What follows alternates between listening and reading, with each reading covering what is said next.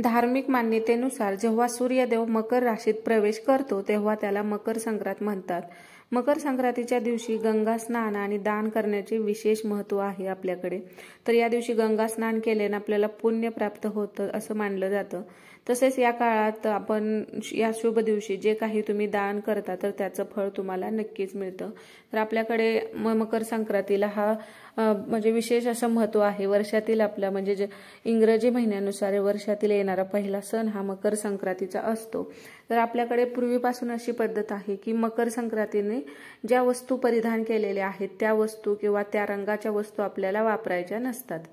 तर आता मकर संक्रांतीने पिवळे वस्त्र परिधान केलेले आहे आणि ती घोड्यावरती बसून आलेली आहे। तर यावेळी आपल्याला जे आता प्रश्न पडलाय की पिवळं वस्त्र परिधान केलंय म्हणजे आपल्याला ते पिवळं वस्त्र तर घालायचं नाही, पण आता हळदीचं काय करायचं किंवा दागिन्याचं काय करायचं।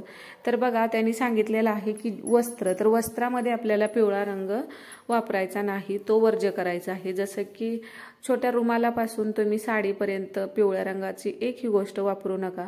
पण आता आपल्याकडे हळद आहे ती पिवळीच असते, पण इथं फक्त वस्त्राचा उल्लेख केल्यामुळे हळदीचा विषय येत नाही। हळद ही आता हळदी कुंकवाशिवाय तर आपली संक्रांत आहे ती संपन्न होत नाही, कारण आपल्याकडे हळदी कुंकवाला फार असं महत्त्व असतं आणि या दिवसामध्ये आपल्याला हळदीचा वापर करावाच लागतो। आणि हळद जरी पिवळी असली तरी ती इथं तुम्ही हळदीचा वापर करू शकता। फक्त वस्त्र आपल्याला इथं पिवळ्या रंगाचं त्याग करायचं आहे। आणि आता अजून एक असा प्रश्न पडतो की मग पिवळ्या रंगाचं वस्त्र आपण वर्षभरच घालायचं नाही का? तर आपल्याला फक्त संक्रांतीच्या दिवशी हे नियम पाळायचे आहेत। तर संक्रांतीच्याच दिवशी फक्त एकच दिवस आहे की ज्या दिवशी तुम्हाला पिवळं वस्त्र घालायचं नाही। तसं बघायला गेलं तर आपल्याकडे पिवळ्या रंगाला फार महत्त्व आहे। जसं की हिरव्या रंगाला, लाल रंगाला सौभाग्याचं कलर मानलं जातात, त्याचप्रमाणे पिवळ्या रंगाचं सुद्धा खूप महत्त्व आहे। कोणतीही पूजा आपली पिवळ्या रंगाशिवाय संपूर्ण होत नाही। तर आता हळदीचा वापर तुम्ही करू शकता, त्याशिवाय फक्त वस्त्र आपल्याला इथं पिवळ्या रंगाचं घालायचं नाही। त्याचबरोबर आता आपले दागिने जे असतात, सौभाग्य अलंकार जे काही असतात तर ते सगळे पिवळ्या रंगाचे। आता सोनं ही सोनेरी किंवा पिवळ्या रंगावरतीच आलेलं आहे। तर तुम्हाला इथं सोन्याचा त्याग करायचा नाही, तर तुम्ही सोन्याचे दागिने घालू शकता।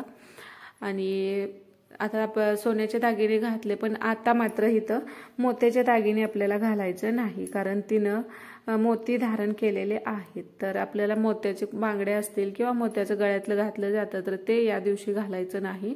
सोन्याचे दागिने तुम्ही अवश्य घालू शकता। आता त्याचबरोबर परत प्रश्न पडतो की इथं सांगितलेलं आहे गजरा आपल्याला, आता जो आपण गजरा घालतो त्यामध्ये जाईची फुलं असतात, जुईची फुलं असतात, त्याचबरोबर मोगऱ्याचं सुद्धा फूल असतं। तर तिनं वासा करता जाईचे फूल घेतलेले आहे, त्यामुळे जाईच्या फुलाचा गजरा तुम्हाला इथं या दिवशी घालायचा नाही। बाकीचा तुम्ही आबोलीचा घालू शकता, बाकीच्या कोणत्याही फुलाचा, गुलाबाचा झाला तर तो तुम्ही, मोगऱ्याचा असू द्या तो घालू शकता, पण इथं जाईचा गजरा तुम्हाला घालायचा नाही, कारण देवीनं हातामध्ये वासा करता जे फूल घेतलेलं आहे ते जाईचं फूल आहे, त्यामुळे गजरा इथं तुम्हाला जाईचा घालायचा नाही। त्याचबरोबर आता बऱ्याच जणींना हा प्रश्न पडेल की खीर या दिवशी वर्ज्य आहे, कारण तिनं पायस भक्षण करत आहे। पायस म्हणजेच खीर। तर खीर आता कोणत्याही प्रकारची खीर, आता मकर संक्रांतीला बऱ्याच ठिकाणी पुरणपोळी केली जाते, पण अशी बऱ्याच ठिकाणी खीरपुरी सुद्धा म्हणजे असं काहीतरी गोडधोड केलं जातं, तर त्यामध्ये खीर असते। तर कोणत्याही प्रकारची खीर, तांदळाची, गव्हाची, शेवयाची अशी कोणतीही खीर तुम्हाला इथं बनवायची नाही किंवा खायची नाही। तर फक्त हे एका दिवसापुरतंच आपल्याला पाळायचं आहे। दुसऱ्या दिवसापासून तुम्हाला जे काय खायचं आहे किंवा जे काय घालायचं आहे कोणतंही रंगाचं असू द्या ते तुम्ही करू शकता, पण संक्रांतीच्या दिवशी तुम्हाला कोणतीही खीर बनवायची नाही। तुमच्याकडे जरी पुरणपोळी बनत नसेल तर तुम्ही इतर पदार्थ कोणतेही बनवू शकता।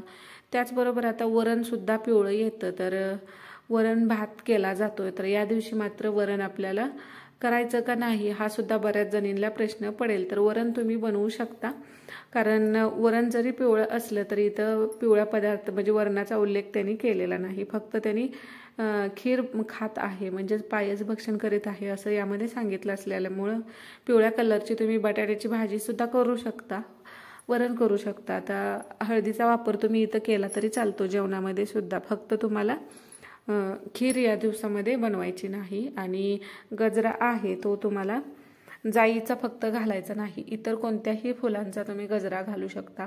त्याचबरोबर बघा संक्रांतीला आपल्याकडे पद्धत आहे की चुडा घालतो आपण, जो की लाखेचा असतो, तो सुद्धा पिवळ्या रंगावरतीच असतो किंवा सोनेरी रंगावरती असतो। आणि पाटल्या असतात त्या मात्र सगळ्या कलरमध्ये येतात, तर त्या तुम्ही घालू शकता। फक्त आपल्याला मेटलच्या बांगड्या इथं घालायच्या नाहीत। त्याचबरोबर हिरव्या बांगड्याला या दिवशी फार असं महत्त्व असतं, तर हिरव्या बांगड्या घालू शकता आणि त्यामध्ये तुम्ही हे जे चुडा आहे तो घालायचा आहे। आणि चुड्यामध्ये जरी पिवळा कलर असेल तर तो चालून जातो, पण तुम्हाला वस्त्रामध्येच फक्त तो पिवळा रंग आपल्याला त्याग करायचा आहे। बाकी चुडं झालं, दागिनं झालं तर ते तुम्ही घालू शकता, हळदीचा वापर सुद्धा करू शकता। तर ह्या दिवशी म्हणजे संक्रांतीने ज्या वस्तू परिधान केलेल्या आहेत त्या वस्तूचा आपल्याला म्हणजे त्या रंगाचा किंवा त्या वस्तू त्या दिवशी एका दिवसापुरतं आपल्याला हे सगळं पाळायचं आहे। आणि या दिवशी दान केलं, आपण कोणतीही गोष्ट दान करण्याला फार महत्त्व असतं, तर हे दान जे तुम्ही करता तर त्याचं फळ तुम्हाला नक्कीच मिळतं। त्यामुळे संक्रांतीला आपल्याकडे वाण वाटला जातो, तर त्याच्या रूपात तुमच्याच्याने जे शक्य आहे ते तुम्ही दान करू शकता। तर आपल्या परिस्थितीनुसार जे काही जमेल तेवढं आपण करायचं आहे, की हेच पाहिजे तेच पाहिजे किंवा जास्त कमी असं काही नाही, तुम्हाला जेवढं शक्य आहे। आणि 5 जणीला करा, 1 जणीला करा, 2 जणीला करा, पण थोडं का होईना या दिवशी दान केलेलं चांगलं असतं। तर दान करण्यामध्ये आपण तिळानं भरलेलं एखादं भांडं, गाईला घास दिला ते सुद्धा दानच आहे, अन्न देऊ शकता। आणि गुळ आहे, तीळ आहे, त्याचबरोबर आता वस्त्र असतं, तर अशा पद्धतीने तुम्हाला जी शक्य आहे ते तुम्ही दान देऊ शकता। आणि या दिवशी आपल्याला वर्ज्य कर्म म्हणजे कठोर बोलणं टाळायचं आहे। त्याचबरोबर म्हणजे आपण संक्रांतीच्या दिवसात कुणावरही विनाकारण रागवणं किंवा मोठ्यानं ओरडून बोलणं तर हे टाळायचं आहे, अगदी आपल्या मुलांवरती सुद्धा। आणि वृक्षतोड किंवा गवततोड करतात हे करायचं नाही। आणि आपल्याला ब्रह्मचर्याचं सुद्धा या दिवशी पालन करायचं आहे। आणि अशा पद्धतीने असे छोटे मोठे नियम तुम्ही पाळू शकता आणि संक्रांतीचा सण हा साजरा करू शकता।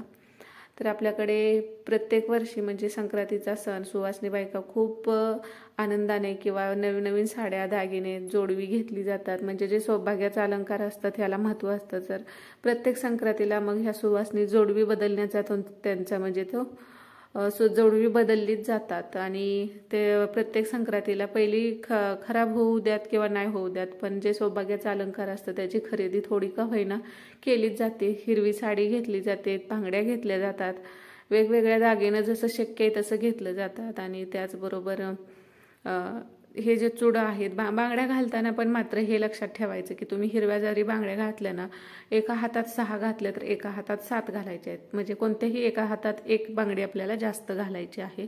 तर बांगड्याचा हा नियम तुम्ही पाळू शकता।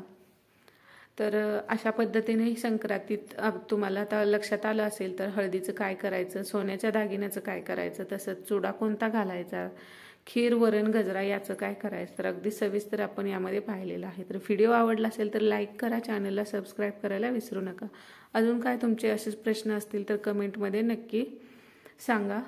श्री स्वामी समर्थ।